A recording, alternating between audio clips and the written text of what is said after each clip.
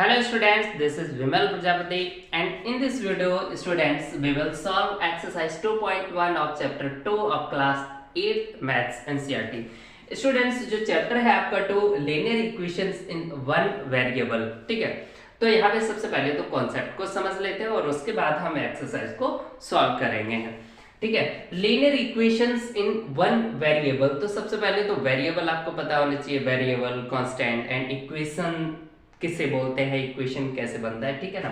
Linear का मतलब क्या हो गया, ये सारी चीजें जो है हम सबसे पहले समझ लेते हैं, उसके बाद हम जो है इक्वेशंस को सॉल्व करेंगे, ठीक है।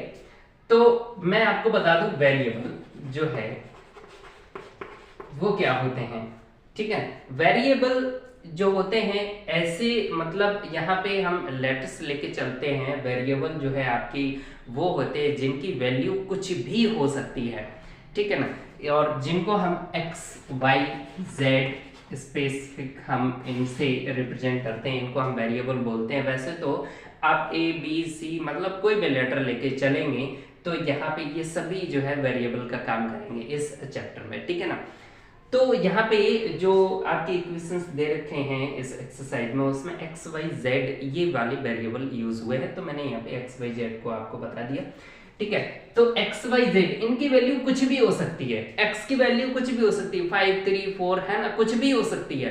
y की वैल्यू कुछ भी हो सकती है, z की वैल्यू कुछ भी हो सकती है, ठीक है ना। तो इसलिए इनको हम वेरिएबल बोलते हैं। कांस्टेंट क्या होता है? कांस्टेंट जिनकी वैल्यू को हम बदल नहीं सकते, ठीक है ना, जिनकी वैल्यू को हम बदल नहीं सकते। अब जैसे मैंने कहा कि ये 2 मैंने लिख दिया, और मैं अगर आपसे पूछूं कि ये क्या है तो आप 2 बताएंगे। किसी और स्टूडेंट से अगर मैं पूछता हूं कि ये क्या लिखा है तो वो भी 2 बताएगा। मतलब ये वैल्यू जो है चेंज नहीं हो सकती, अगर 2 है तो 2 ही बोला जाएगा, ठीक है ना। ये कांस्टेंट है, ये बदल नहीं सकता।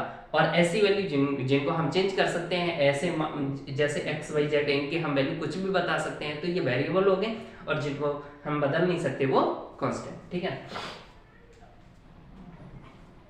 अच्छा, वेरिएबल कांस्टेंट को मिला के वेरिएबल, कांस्टेंट और फिर mathematical operations plus minus divide multiply, ठीक है ना, इनके साथ में अगर इक्वल साइन भी यूज हो जाता है, इनका यूज हो वेरिएबल का, कांस्टेंट का, ठीक है, और mathematical operations plus minus multiply and division इनके साइन यूज हो, इनके अलावा अगर इक्वल साइन भी यूज हो गया तो वह बन जाता है इक्वेशन, ठीक है ना। इक्वेशन को आप थोड़ा सा तोड़िए ना, समझ में आ जाएगा। इक्वल आ रहा है यहाँ पे, इक्वल का साइन अगर यूज हो जाता है इनके साथ में तो आप समझ जाइए कि वो इक्वेशन बन गया, ठीक है ना।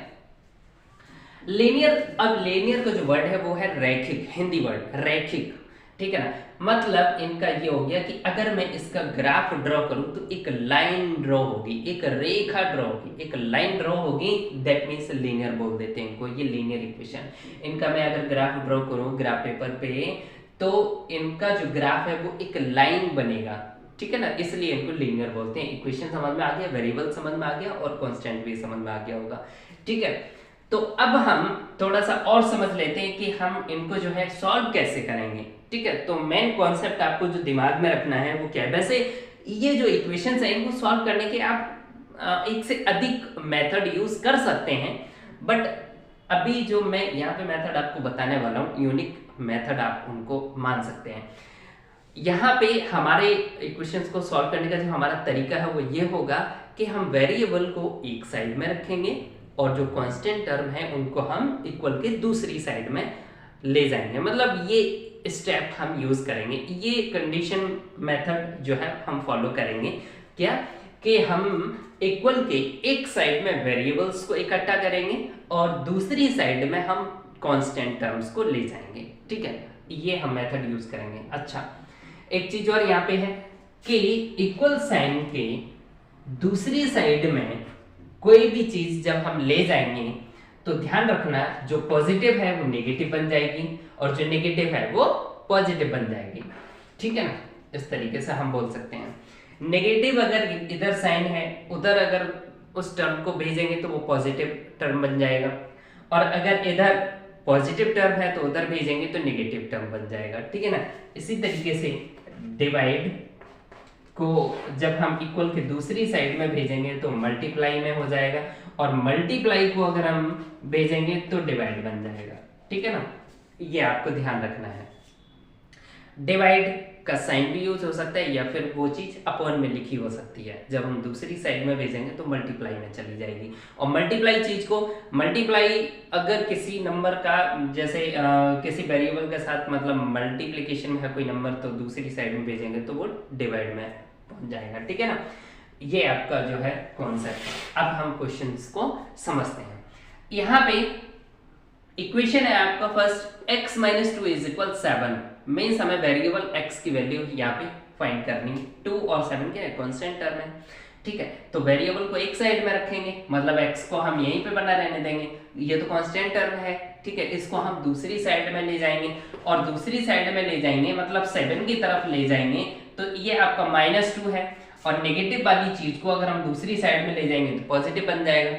ठीक है, तो -2 है और हम इक्वल के दूसरी साइड में ले जा रहे हैं, तो फिर यहाँ पे आपका +2 हो जाएगा। ठीक है ना, और ये आपका x = हो जाएगा 9।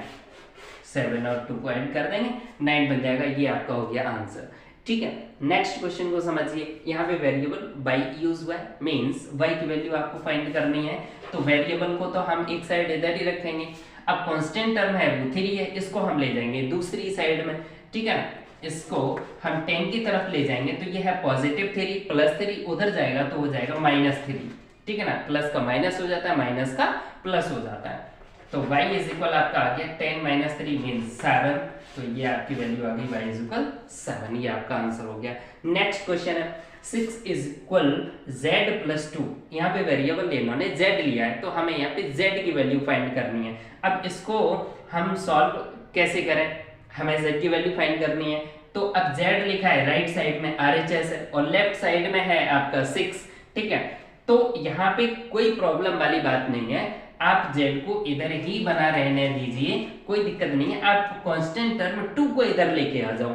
ठीक है ना, 6 आपका ऑलरेडी इधर लिखा हुआ था, +2 इधर लेके -2 हो जाएगा। अब हम क्या देख रहे हैं, 6 में 2 को माइनस करेंगे तो क्या हो जाएगा, 4 हो जाएगा।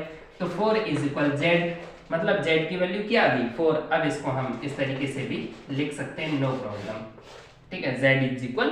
अब आप यहाँ पे अगर चाहते तो z + 2 को पहले इधर लिख लेते और 6 को उधर लेके उसके बाद सॉल्व करते, तब भी कोई दिक्कत नहीं होती, क्योंकि ये तो इक्वल है ना, और इक्वल को हम इधर का उधर RHS को और LHS के साथ हम मतलब जो है रिप्लेस कर सकते हैं, नो प्रॉब्लम। ठीक है ना, तो आप कैसे भी कर सकते हैं इसको, कोई दिक्कत नहीं। कॉन्सेप्ट है, वेरिएबल को एक साइड रखेंगे और कांस्टेंट टर्म को एक साइड रखेंगे, और इस तरीके से जो है स्टेप बाय बढ़ते जाएंगे और सॉल्व करते जाएंगे, आपको फाइनली आंसर मिल जाएगा। ठीक है, ये आपके 3 क्वेश्चंस मैंने यहाँ पे सॉल्व किए। अब देखते हैं नेक्स्ट क्वेश्चन।